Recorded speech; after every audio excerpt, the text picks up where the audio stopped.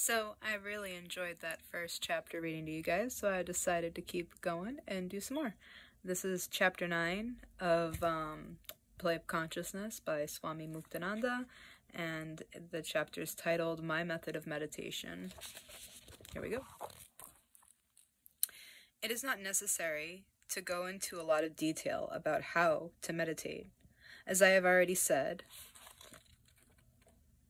Patanjali's Sutra, Vitra Raga Vishayam Vachitam, is a very good principle for making the mind steady.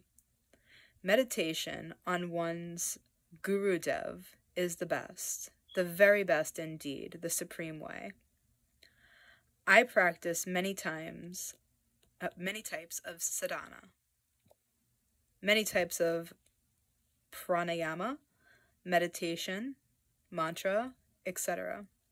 But in the end, I became absorbed in meditation on my beloved Gurudev. Meditation on the Guru is the basis of all techniques of meditation. When I read in the Guru Gita, I'm not going to say it in Indian, I'm going to say it in English. The translation says, "The root of meditation is the Guru's form. The root of worship is the Guru's feet. The root of mantra is the Guru's word. The root of liberation is the Guru's grace." I discovered my supreme mantra and adopted it with great love. The attitude described in this mantra is higher than all forms of worship and sacrifice. There's a verse from Tukaram, which is itself like a mantra.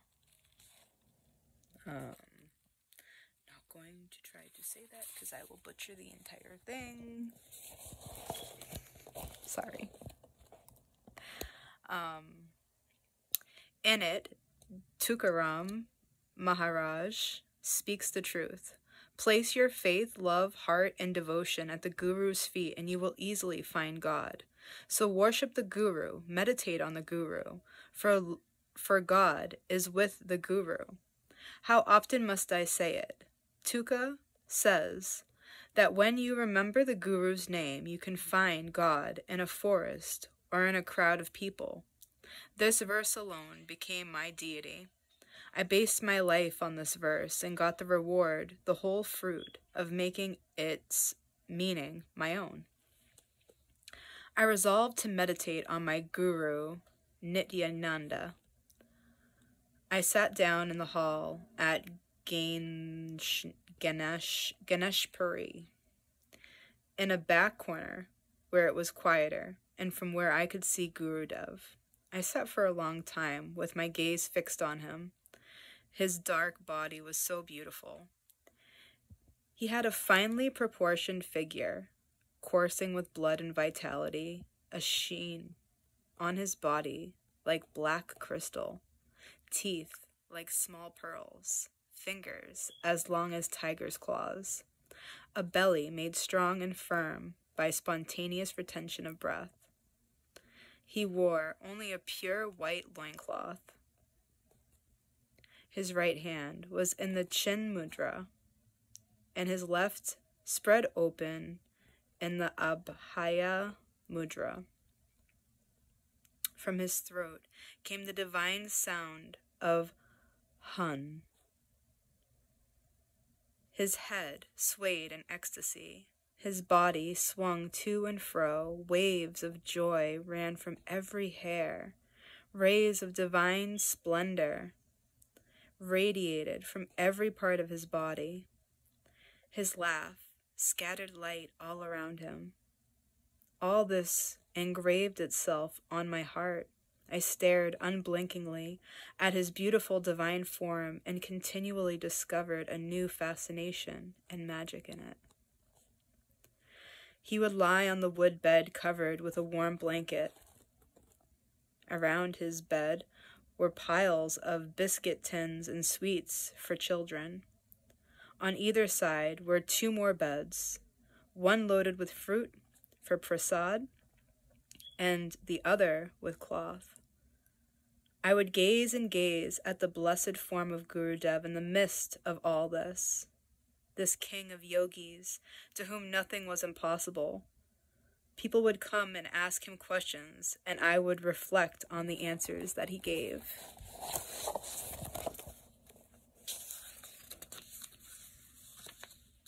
He would swing his lotus feet to and fro, up and down.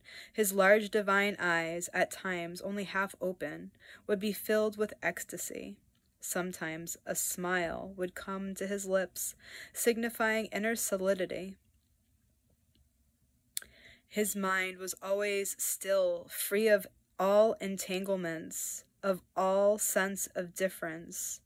There was no duality or non-duality, grasping or renunciation, no self or other, no personal or social distinctions, no feeling of religion or no religion. He was always in the intoxicated state beyond thought. Sometimes I would look at him with my eyes wide open, sometimes with them closed. What I saw, looking outward, I would bring inward in meditation, and so forever contemplating him, forever meditating on him, I abandoned all my earlier methods of meditation and I meditated on him. I began to get a feeling of complete oneness with him. Sometimes I meditated on the various attitudes of his hands and face and body, the chin mudra, the reassuring abhaya mudra, his hands moving freely in ecstasy, giving the gesture of benediction.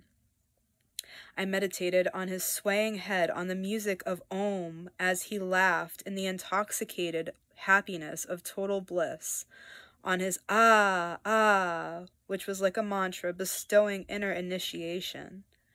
Time passed like this. Sometimes I saw him clearly in meditation, sometimes not so clearly. As my meditation deepened, the happiness within me began to grow, and also my courage, my strength, and my radiance. As time went on, I began to feel Guru Bhava, identification with the Guru in meditation. As I have said, and said repeatedly, meditation on the Guru gives the greatest fruit. This cannot be overemphasized. My dear Guru Dev always knew what was happening in my mind, and sometimes he would make me aware of it in a subtle way. I would watch very attentively all the things he did during his day. He would get up a little before 3 o'clock in the morning to go to the hot springs for his bath. He would bathe, and on returning, would sit cross-legged and worship himself. He would meditate on himself and see himself filled with bliss and would start to laugh. He would hum to himself, talk to himself, listen to himself, and see himself reveling in his own rapture and intoxication. Oh, I love this. I studied all the different expressions and gestures of Bhagawan Nityananda.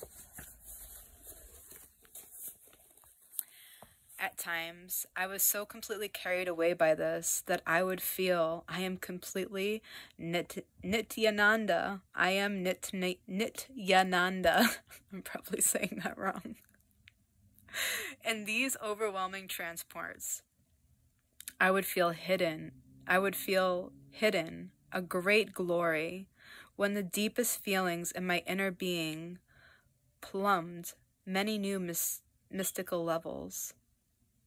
Sometimes I felt so mad with the drunkenness of the divine bliss of the self that the feeling, I've become perfect, would surge up from inside me. Sometimes I would study Sri Nityananda's state of mental detachment. He would stay for long periods with his teeth closed, his lips pressed against each other, his eyes half open, his face solemn, his breath flowing evenly in this condition of detachment. And I, too, would concentrate on this state. My eyes would stay half open, teeth clenched, my lips pressed together.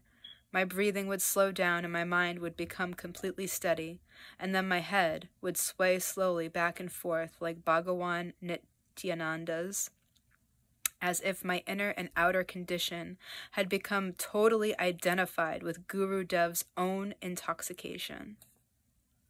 During those days, my feeling of being Muktananda faded, and instead of feeling of being Nityananda welled up inside me. If anyone came near me at these times, or if people I knew started to gossip, I would flare up in anger just like Bhagawan Nityananda. Two feelings were there at once, that of being Muktananda and that of being Sri Guru Nityananda, and I was completely aware of them both. When my identification with Nityananda ceased, I would get up from meditation and walk around a little. Then it was Muktananda who was walking around and no longer Nityananda. I carried only memories of my earlier identification. When I would remember later that I had shouted at someone or chased or beaten someone, I would become depressed because of my lack of self-control and remorse. So I went on faithfully meditating according to the mantra, Dhyana Mulam Gurur Murith. The root of meditation is the Guru's form. Sometimes, while doing this sadhana of identification with the Guru, I would get angry. This left me very confused. One day, I summoned up all of my courage and approached Gurudev. I addressed him as Appa, which means Baba in Kannada, my native language. While I spoke, Baba kept making his hun sound. I said, when I meditate, I sometimes get angry with someone and start to abuse him. I feel very ashamed. Gurudev said, that's not you, not you. It's bhava, a fleeting condition. Aha, that's not you. I found it very difficult to understand what he meant when he said, that's not you, not you. Aha, that's not you. I spent a week arguing with myself about its meaning, and even then I didn't understand it. So the question was, what should I do? I prayed silently to Bhagawan Nityananda for an answer. Gurudev Nityananda was the idol of my adoration, the object of my saguna worship, my saguna meditation, and my saguna devotion. Nityananda was my saguna deity. I worshipped him as Sita and Rama, Radha and Krishna, Parvati and Shiva, Guru Dattatreya. I saw all these gods as Nityananda. I had no thoughts for any other deities. I was worried by the idea that I haven't taken the name of Rama. I haven't worshipped Krishna. I haven't meditated on Shiva. I believed that all gods were contained in my Guru. I firmly believed that to worship the Guru was to worship all deities, that to meditate on the Guru was to meditate on all deities, and that to repeat the Guru's name was to repeat the 70 million mantras. I had earlier visited 60 great saints, including Sri Siddharuda Swami, Sri Zipruna Purana, Sri Hari Jiri Baba, Sri Madhivala Swami, Athani Shiva Yogi, and Sri Narsingh Swami, and Sri Bapume of Pandarpar. I'm butchering all these things. And I had heard the same thing from all of them. There is no higher path than that of meditation on the obedience and service to the Guru. Besides these saints, I had met many sadhus and sannyasis, including some very highly evolved Vaishnavas and some naked avadhutas who had been living for years in the Himalayas. All of them had said at the end of their discourses that the greatest thing was to meditate on and serve and obey the Guru. I had frequently heard that to lose oneself in the Guru was the path of all the Shaiva ascetics whom I had met, who identified themselves with Shiva in their meditation, whose teaching was dedicated to Shiva and who initiated through Shaktipat, also repeated the same truth. Go to a guru, worship the guru, stay with your guru. I read the books of many saints.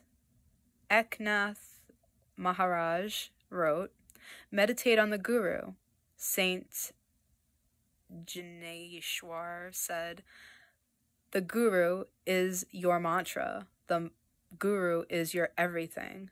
Guru Gorakhnath, Guru Nanak, and Kabir Sahib all sang of the greatness of the Guru. Now, I really believed that meditation on the Guru was the best way of all, and I lived deep in the Saguna worship of my Guru. I meditated on Nityananda. I sang of him. I repeated the mantra he gave. After he had bathed in the spring, I drank the water as holy water. Nobody was allowed to go into his kitchen Nobody was allowed to go into his kitchen in the afternoon. Even if you begged for his leftover food, you couldn't get any.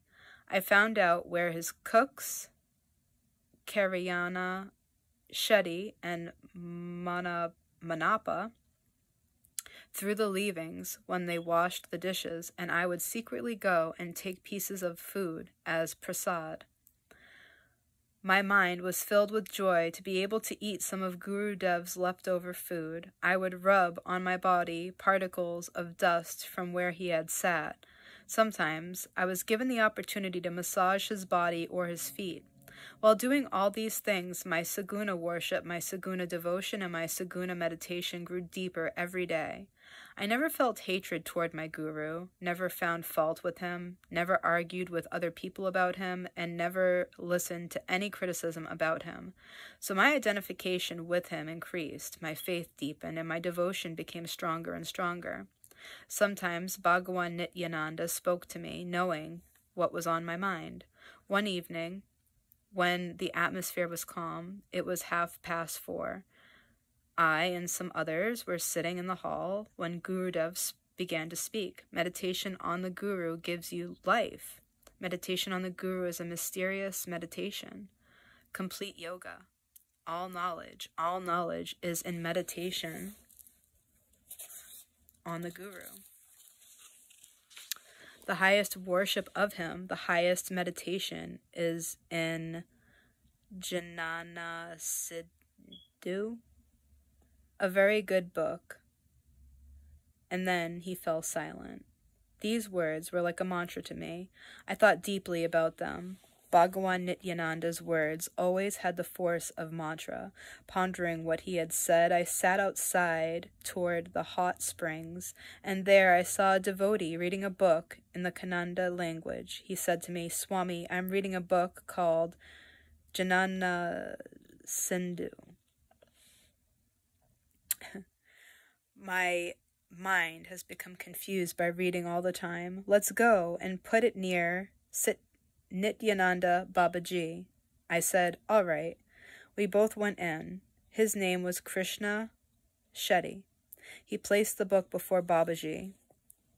Making his hun sound, Nityananda said to me, you take it. I took it as prasad. As I took anything that Gurudev gave, if he gave me fruit, I would discard the idea that it was fruit and eat it with great devotion as a gift of expanding Shakti. Afterward, I would meditate for a while. It was in this way that I took the book and raised it to my head. I had already read it twice, but although it was not new to me, I opened it, thinking of it as a new gift from the Guru. I opened it to the chapter describing the great worship of the primordial guru. So I went and sat in a corner of the hall and carefully read this chapter. It was full of significance for me. The author was a great Siddha and Advaita, known as a Sri Siddhananda Avahad. Sorry if I'm butchering this pronunciation. Who had directly realized the goddess Baglamukhi. He lived on Baglamukhi mountain, on the bank of the river Tungahabdra, beyond Hampi. I've read the chapter on the worship of the primordial guru 3 times. It describes a method of meditation on the guru in which one installs the guru within oneself, so that one becomes the guru and then meditates on him. The book is in the form of a dialogue between Parashiva and one of his sons, Kartikaya. Listen carefully, beloved devotees. The chapter starts like this. Now begins the meditation on the Guru, Parashiva said. O Kartikaya, you are a jewel among devotees to the Guru. Great is meditation on the Guru. It is the supreme secret sadhana of the Siddhas. Meditation on the Guru brings both liberation and worldly enjoyment. Furthermore, as one continues to meditate, he eventually becomes the supreme guru who is immersed in transcendental bliss and whose essence is transcendental radiance. Kartikaya, the guru, is without beginning or end, even though you see him in a physical form. His ways cannot be known. The principle of the guru is the primordial principle, which is the nature of supreme bliss, which is motionless, and yet the root cause of all motion, where all thought ends, where the course of rebirth ceases. It is the ground of the animate and inanimate world, the goal of Om, the home of Siddhas. O lover of Guru Bhakti, Kartikaya, it is where all controversy between Nirguna and Saguna dissolves, where no one can go without a guru, and from where there is no return. It is the God of all gods, the support of all, the destiny of all, the true self of all. Such is Sri Gurudev. Periodically, he incarnates in the form of a man, outwardly, and in the form of the guru inwardly. Through his blessing and his discipline, he gives his disciples his own nature and his own state. The highest benefits come from meditating on the image of the Guru, who is the essence of pure consciousness. O Kartikaya, firm in yoga, that transcendent radiance, which is without attributes, without form, which is the origin of being, is the supreme guru. All directions, all spaces, all mountains, all forests, all rivers, all oceans, and all great masses of land, everything formed of the 5 elements, are all of the very body of the guru. From east to west, from north to south, from above to below, from hell to heaven, Kailas, Vaikuntha, and the final destination of the liberated. All of this is the forever blissful Guru. He has become all things, but he is separate from them all. He belongs to nothing, and nothing is his. The Guru is the supreme goal of the mantra, Soham, and the form of Soham. He is the movable and immovable. He is the microcosm and the macrocosm. He comes as the human guru to grant his Shakti to his people, his children, his own souls, his dear devotees. He is the founder of the path of the Siddhas.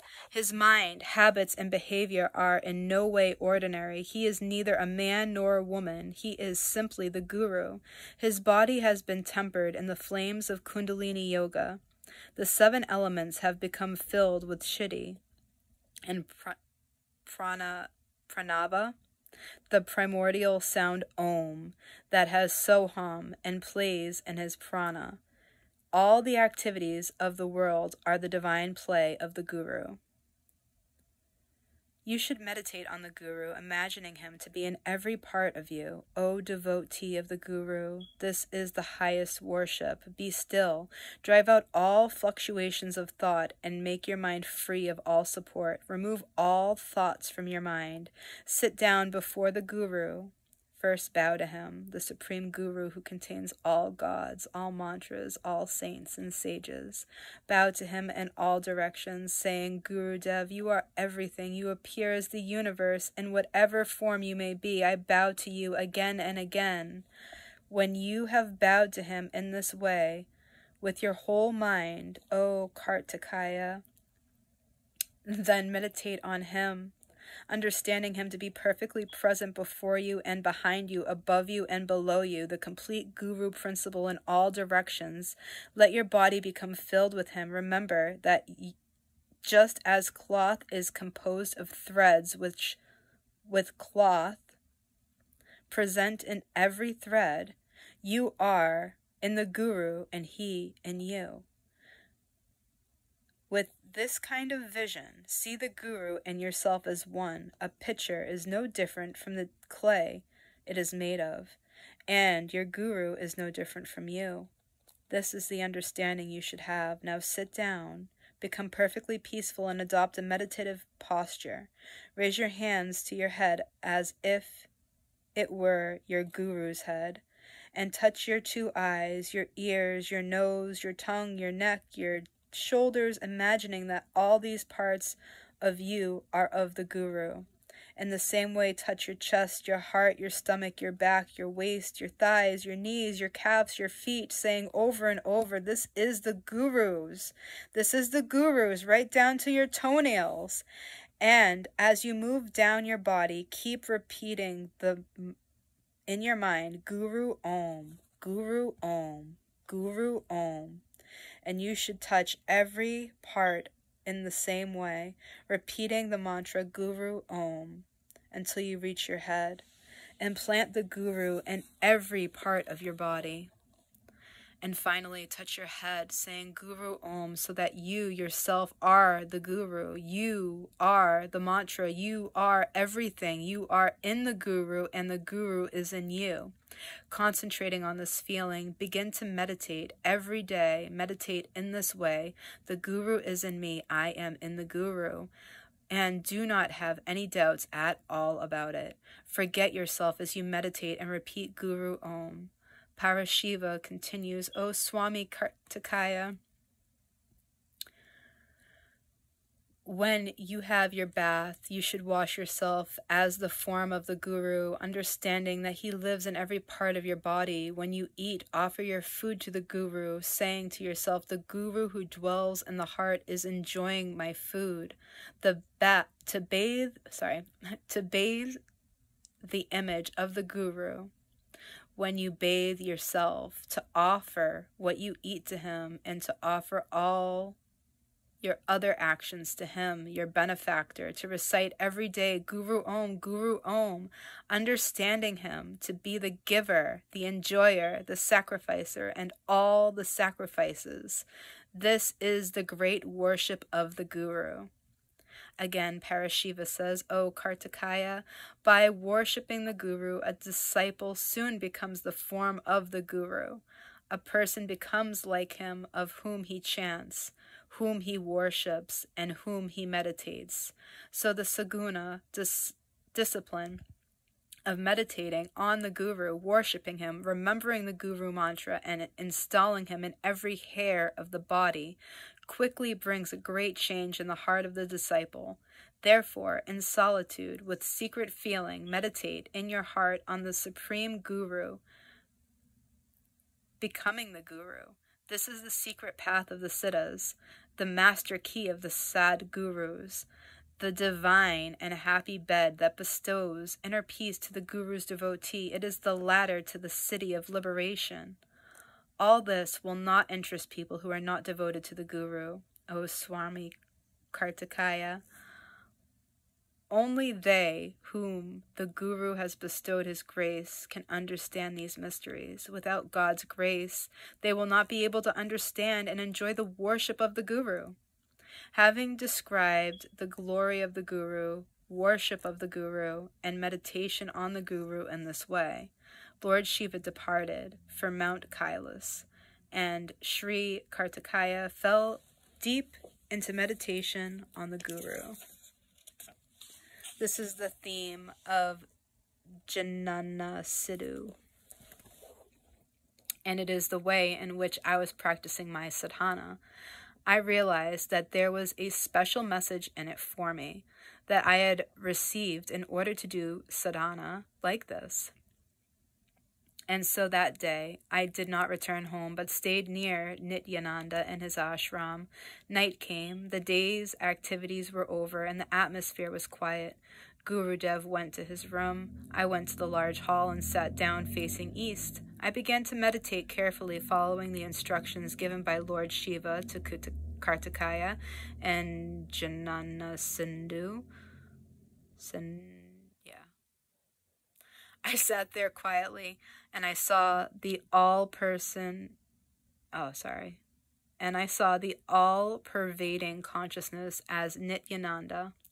I made myself understand that the 5 elements, the rivers, oceans, mountains, and caves, were the body of Nityananda. I saw the sky as his forehead, the earth as his feet, and the 4 directions as his ears, the sun and the moon as his eyes, and thus my meditation on all-pervasive Nityananda began. As I meditated, my mind became steady. I meditated with the awareness that the whole outside world was completely filled with him. The few thoughts that remained I directed inward to the contemplation of Nityananda. First of all, I touched my head, thinking of Nityananda, Nityananda in my head, Nityananda in my skull, my dear Nityananda in my ears, Nityananda in the light of my eyes, Sri Guru Nityananda in my throat, Nityananda in my shoulders, Nityananda in my hands, Baba Nityananda in my fingers, spirit fingers, Nityananda, the self, in the heart, the heart, Sri Nityananda in my stomach, Sri Nityananda, the Lord of Yoga, in my waist, Guru Nityananda in my thighs, Nityananda in my knees, Nityananda in my legs,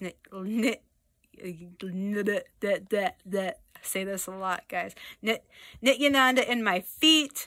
In this way, I installed him throughout my entire body. As I touched every part, I repeated Guru Om, Guru Om, Guru Om, strengthening my meditation on Sri Bhagawan Nityananda. What a joy!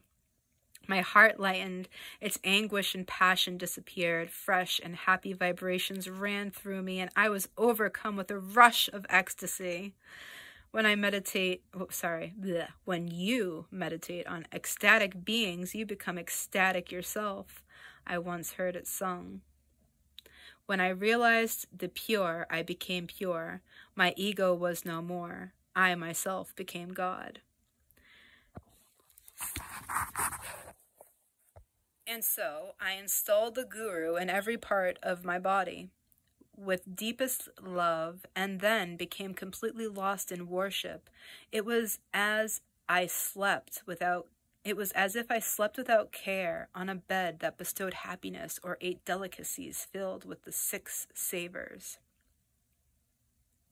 What a divine world I lived in. Becoming absorbed in the enchantment of ecstasy, I joyfully rode in the boat of love on the marvelous ocean of the Guru's bliss, borne along by gusts of cool air, overcome by waves of delight. Meanwhile, it struck midnight. I had been meditating for 3 hours, but so far had only finished half the meditation. I started to meditate from the feet upward. I touched my feet and said, "Oh Guru, please be here. Nityananda in my feet, Nityananda in my knees, Sri Nityananda pervading my thighs, knees, Sri Nityananda in my waist, Bhagawan Nityananda in my back, Sadguru Nityananda in my stomach, Baba Nityananda in my navel, Nityananda in my ribs, transcendent ever blissful Bhagawan Nityananda in the center of the lotus of my heart, Nityananda in the Rudraska rosary around my neck, Nityananda in my arms, Guru Nityananda in my throat, Nityananda in my face, Nityananda in my tongue, Nityananda in my nose, Nityananda in my eyes, Nityananda in my forehead, Sri Sadguru Nityananda in the radiance of the Sahasrara, in the Brahmarandra. In this way, I again meditated on my great Guru Nityananda. From my toes to my head, as I continued to meditate, my meditation became concentrated in the heart, and the prana became serenely steady there. I felt a jab of pain in the Muladhara. Like a jolt of divine lightning, a wave of prana ran throughout my body and throbbed in thousands of different nerves. I was lost in meditation.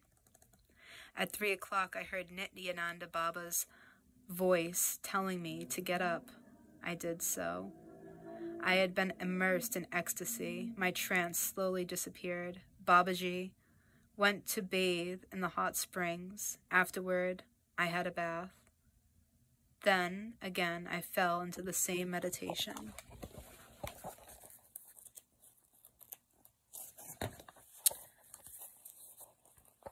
It was very fine, and my identification with Nityananda increased all the time. Rays of peace shone within. Daybreak came. Bhagawan Nityananda came outside and sat on his bed. Everyone had his darshan from a distance. Generally, I was the last. I bowed before him and stood there. Babaji said, "That's right. That's meditation."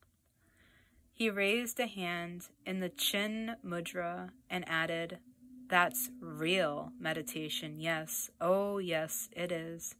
Includes knowledge, greatness, worship, ecstasy, subtle. Ha! That is perfect meditation." As he spoke, he started to sing. I realized that now he had really initiated me into a meditation. I considered meditation on the Guru my chosen meditation. I would get up every day at 3 o'clock when the world was silent, for this is the time most suited for meditation and singing God's name. I would bathe and then bow to the 4 directions, imagining that they were all the same self. Then I would start meditating on my beloved Guru. I would turn into a divine meditation. Late at night, when it was silent, I would meditate again. At both times, I was able to meditate deeply. Sometimes I could not have a bath, so I would wash my hands, feet, face, tongue, and then sit. After meditation, I would go for a walk. I hung photographs of siddhas and saints and Guru Dev all over my place of meditation.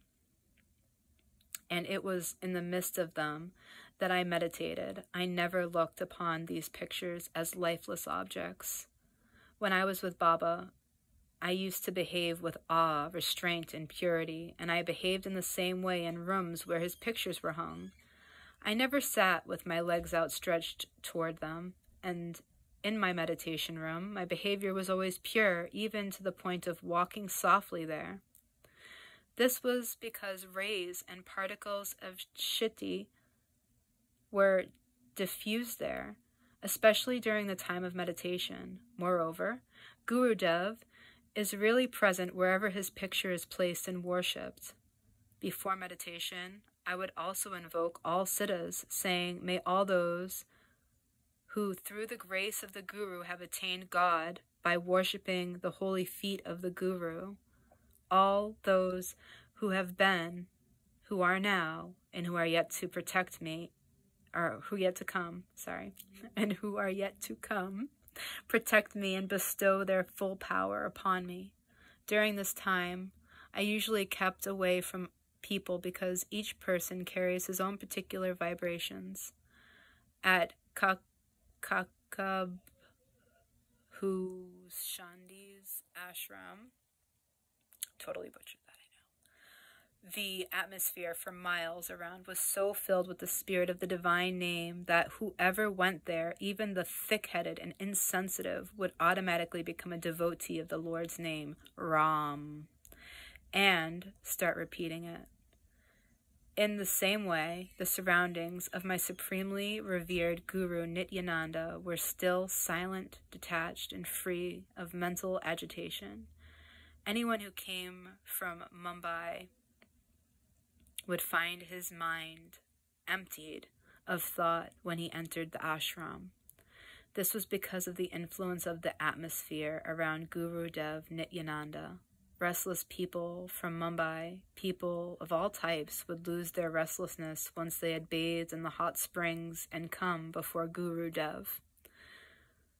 They would become calm and still. The majesty of Bhagawan Nityananda's state permeated the surroundings. Under the influence of his perfect stillness, silence, and reticence, probably butchered that word too. Everyone had peacefully observing discipline. Oh, everyone sat peacefully observing discipline. Gurudev was the living ideal of detachment, stillness, freedom from thought and silence. Sitting in his presence, everyone meditated spontaneously. As I meditated every day, both my enthusiasm and my experiences increased, as if my divine spiritual journey were rapidly accelerating.